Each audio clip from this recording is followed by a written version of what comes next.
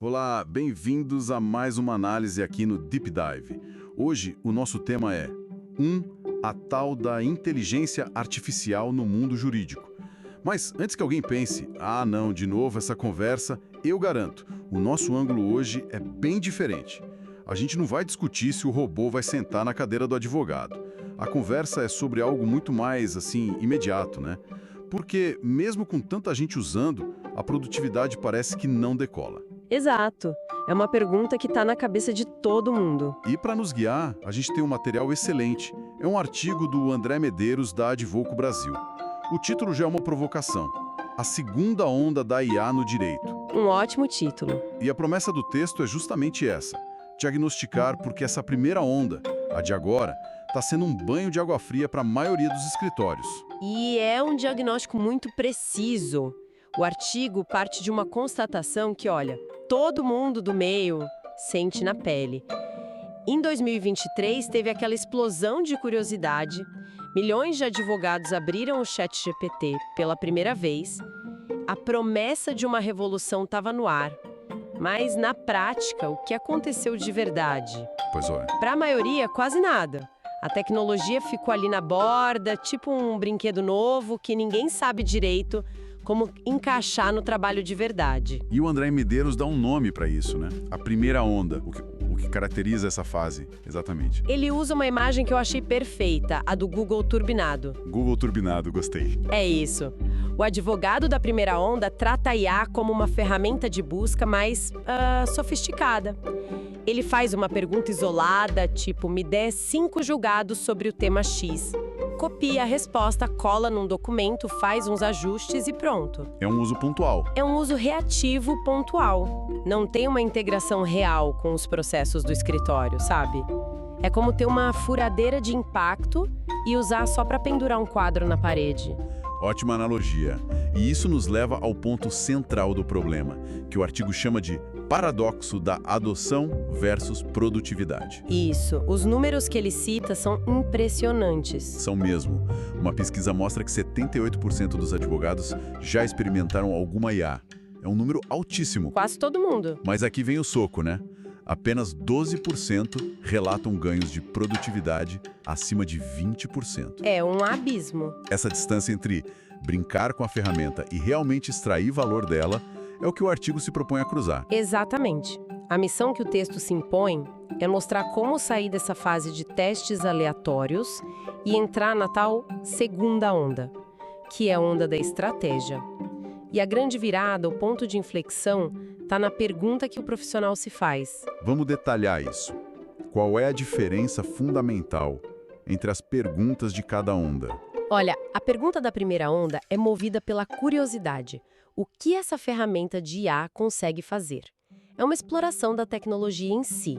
Certo. Já a pergunta da segunda onda é movida pela necessidade do negócio.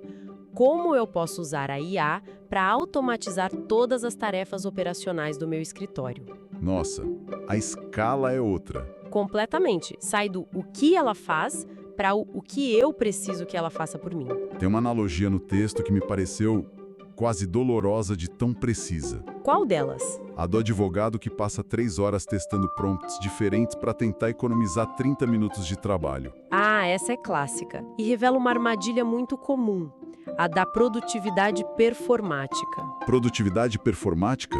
É isso? A pessoa se sente inovadora, sente que está na vanguarda, mas quando você olha o balanço de horas, o resultado é negativo. É a ineficiência disfarçada de modernidade. Exato. A segunda onda inverte essa lógica. Não se trata de gastar tempo para testar a ferramenta, mas de investir tempo para construir um sistema que economize tempo em escala. Na primeira onda, o profissional é um servo da tecnologia. Na segunda, ele se torna o mestre dela. O artigo chega a usar um termo bem forte, né? Seleção natural profissional. Isso não soa um pouco alarmista demais? A mudança vai ser tão brutal assim? Pode parecer, mas eu acho que a intenção é criar um senso de urgência estratégico, sabe? O ponto do autor não é sobre apocalipse, é sobre competitividade. Faz sentido. A seleção aqui não significa que advogados vão desaparecer. Significa que a capacidade de entregar valor vai se distanciar radicalmente entre os dois grupos. Enquanto um escritório da primeira onda usa IA para resumir um texto, o da segunda usa para triplicar o número de clientes que consegue atender, com a mesma equipe. Entendi. O problema não é técnico, é de modelo de negócio. É isso. E isso conecta com outra imagem poderosa do texto, a da Ferrari na garagem. Não adianta ter a máquina mais potente se você não tem um destino. Precisamente.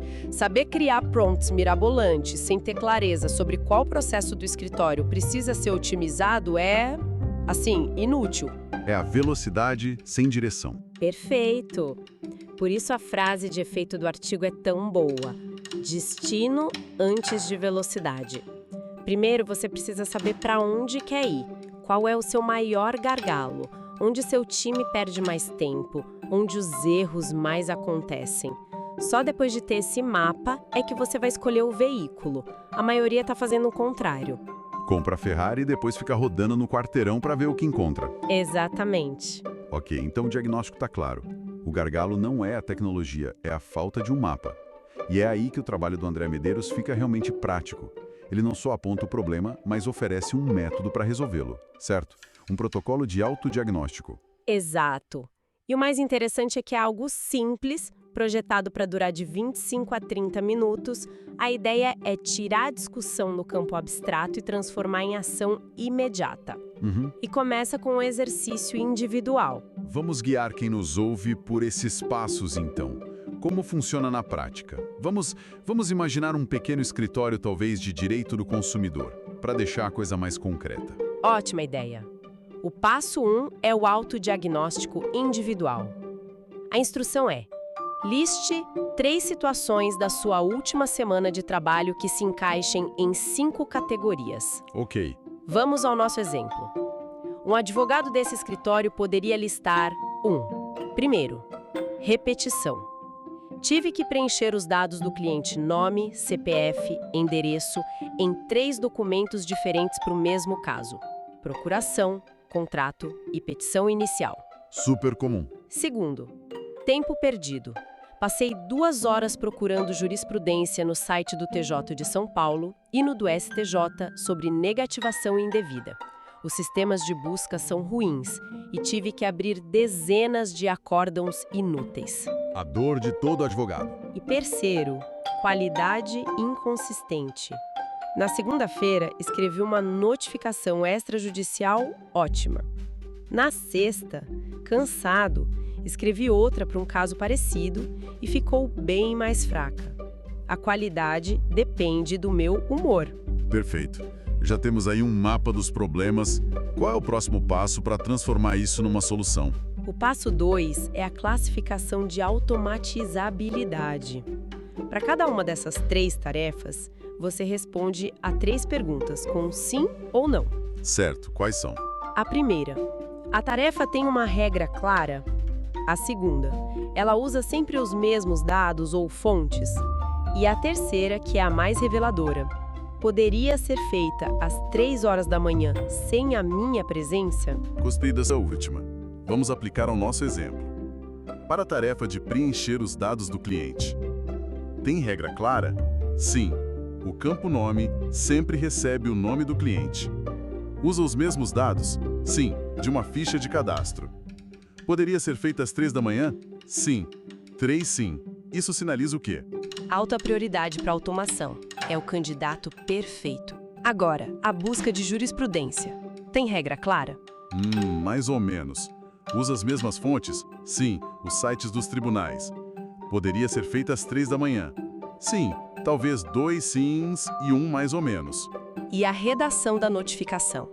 Essa, que depende do humor, provavelmente teria um não na regra clara. A metodologia força a priorizar o que é mais estruturado e repetitivo. Entendi. O método já nos deu um alvo claro, o preenchimento de documentos. E agora? Agora vem o passo 3, ideação da solução. Você descreve de forma simples como seria a solução ideal. Ok. Para o nosso exemplo, seria algo assim. Entrada. Eu forneço os dados do cliente uma única vez no formulário. Processo. Um sistema pega esses dados e insere automaticamente nos campos corretos dos 3 documentos. E a saída? Saída.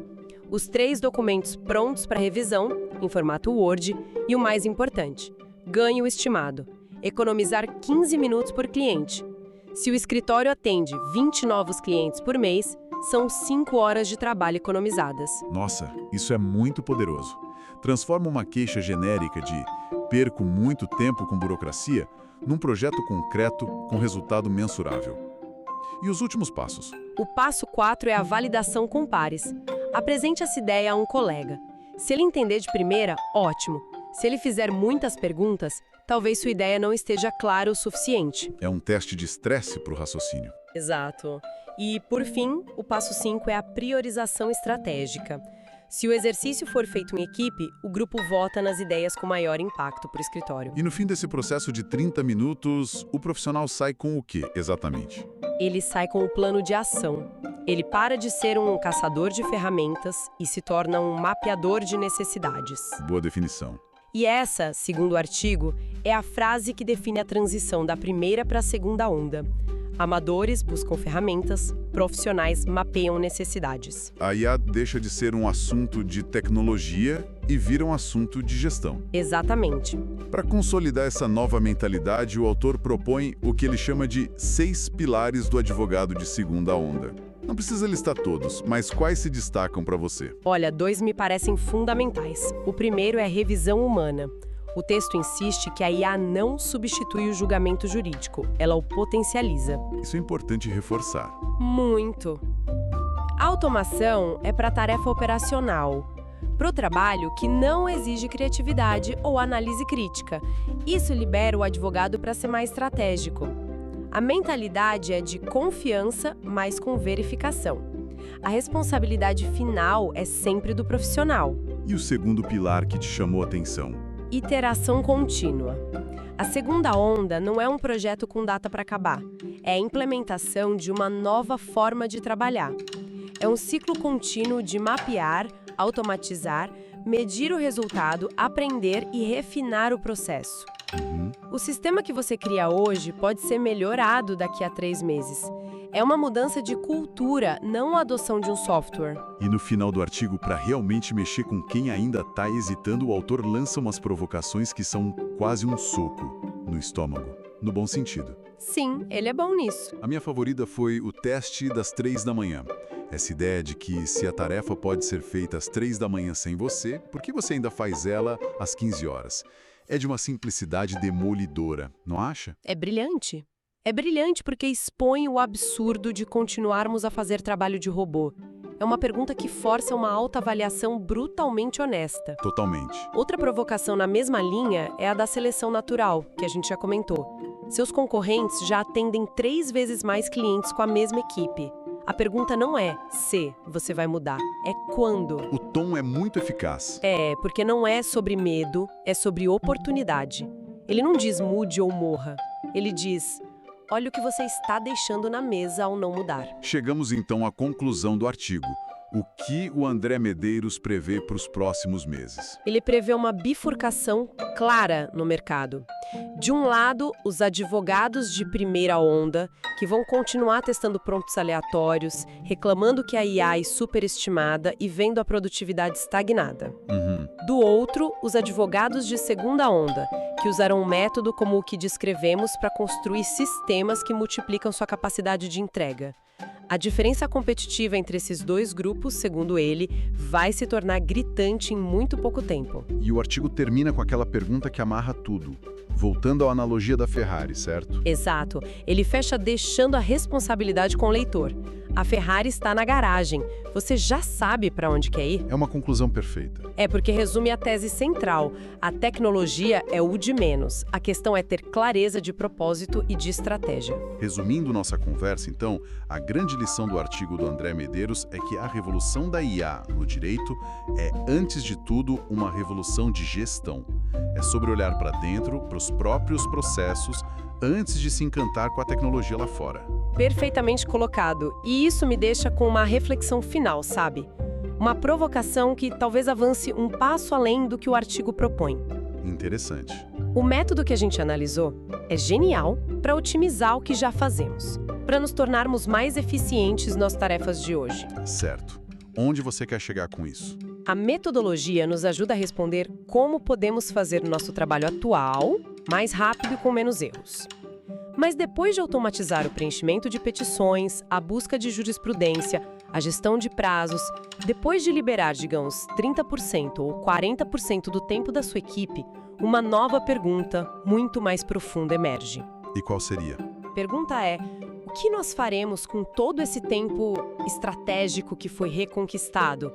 Que tipo de serviço, que tipo de valor que era impossível de entregar antes por pura falta de braço, agora se torna viável? A automação não é o ponto de chegada. Talvez ela seja apenas o ponto de partida para reinventar o que significa, de fato, advogar.